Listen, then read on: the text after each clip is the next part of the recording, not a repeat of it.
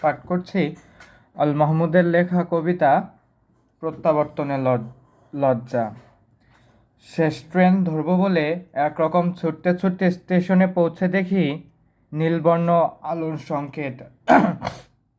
হতাশার মতন হঠাৎ দারুণ হুইসেল দিয়ে গাড়ি ছেড়ে দিয়েছে।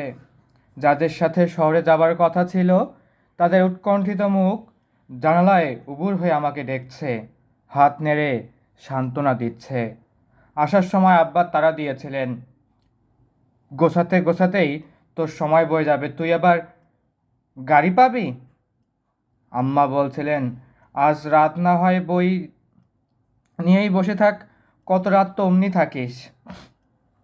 আমার ঘুম পেল, এক নিঃস্বপ্ন নিদ্রায় আমি নিহত হয়ে থাকলাম।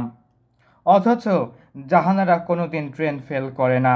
ফরহাদ ৮ ঘন্টা আগেই স্টেশনে পৌঁছে যায়।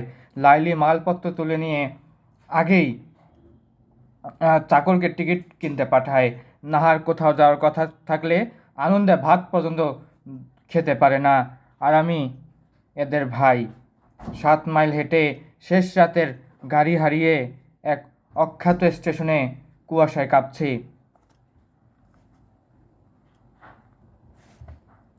কুয়াশার সাদা পর্দা দোলাতে দোলাতে আবার আমি ঘরে ফিরব।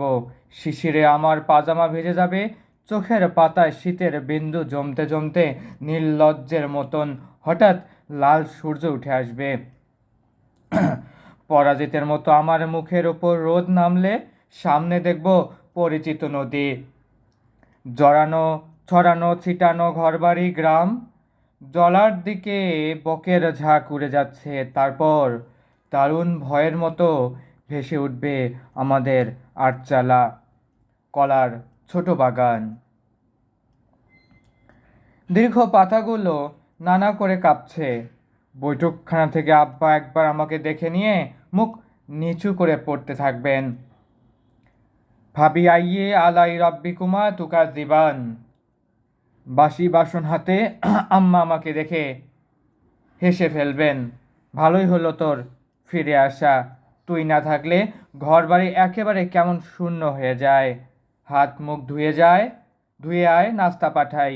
আর আমি মাকে জড়িয়ে ধরে আমার প্রত্যাবর্তনের লজ্জাকে ঘষে ঘষে তুলে ফেলবো। ধন্যবাদ।